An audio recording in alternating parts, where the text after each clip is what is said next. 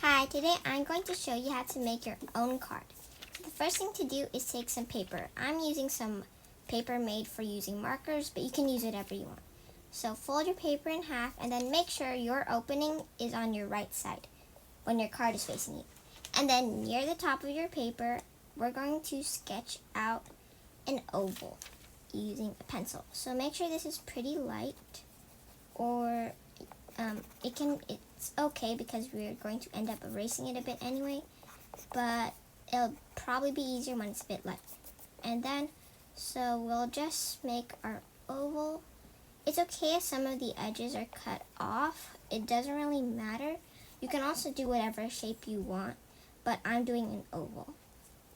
So once you have a good oval shape, or whatever shape you're using, we're going to erase all of the oval lines very faintly so they won't be seen once we use our marker.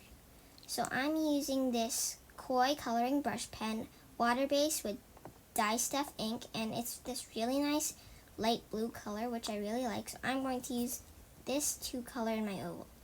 The first thing is, since this is a brush pen, I'm just going to use the tip of the marker to outline the whole oval. And then, since it's pretty long, we're going to take advantage of using a brush pen and then put it on the side so it covers a bit more of a wider surface. So then, and we'll try not to overlap that much, because as you can see, when we overlap, we get a little bit of a darker color, and it's not as light as as we might want it. So I like to do it like that. And then sometimes I just flip it over once it's harder to do it that way, and then just color it like that, and then fill in all of the gaps. It's okay if you have a little bit of white gaps, it's up to you, but I like to have it like that. And then I'm just going to take this Faber-Castell Pitt Artist Pen in the color gold. I got this from a recent Powerful Packs. And I'm just going to write thank you as an example. You can use this card for whatever you want, but for example, I'm going to put a gold thank you on there. I really like the way the gold and the blue looks. And then this marker, sketch marker graphics in light green with a chisel and bullet nib tip, is also from a previous Powerful Packs, and I'm just going to draw 3 kind of stemmy things coming out of the same points. You can also make it a little bit longer. And then I'm going to do a little patch of grass. It's up to you whether you want to use grass or leaves, but I'm going to go with grass. Just fix it however you like it. And then I'm going to take a pencil and kind of sketch out some flowers.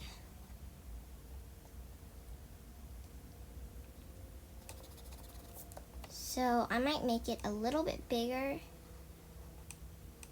based on how big the vines are.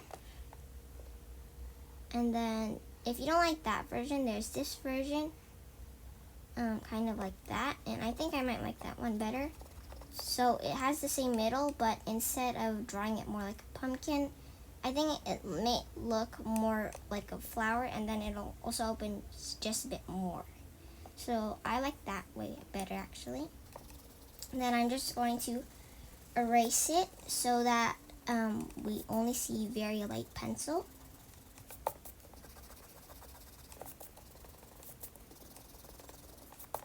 And then for the flowers, I'm going to use the same blue. Also, this is from another Powerful Packs. If I think I might have mentioned that, I don't know. But I'm just using the same technique as when we were doing the background for the thank you. And it makes it look a bit more 3D-ish and round. And then once you have all the petals in, just for the bottom, you just have to create a little bit of a darker type of blue near the bottom. And since you can see this kind of bleeds out, I'm just going to take some paper. Let's see. Okay, oops. So this is some paper I used when I was kind of developing how I wanted this card to look like. So I'm just going to use this paper. I could use this as something else, but I'm going to use this so I don't have to use brand new paper and then kind of like waste the paper. And then all I'm going to do is take some glue and just glue it onto the back.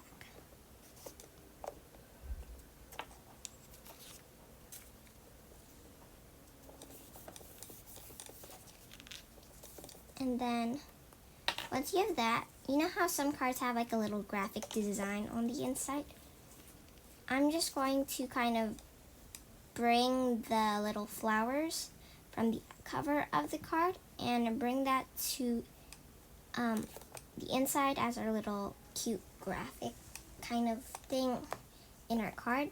And I'm just going to leave it pretty small so it doesn't get in the way of when you're writing a message. And then I'm just going to erase that and then create a mini version of our kind of cover.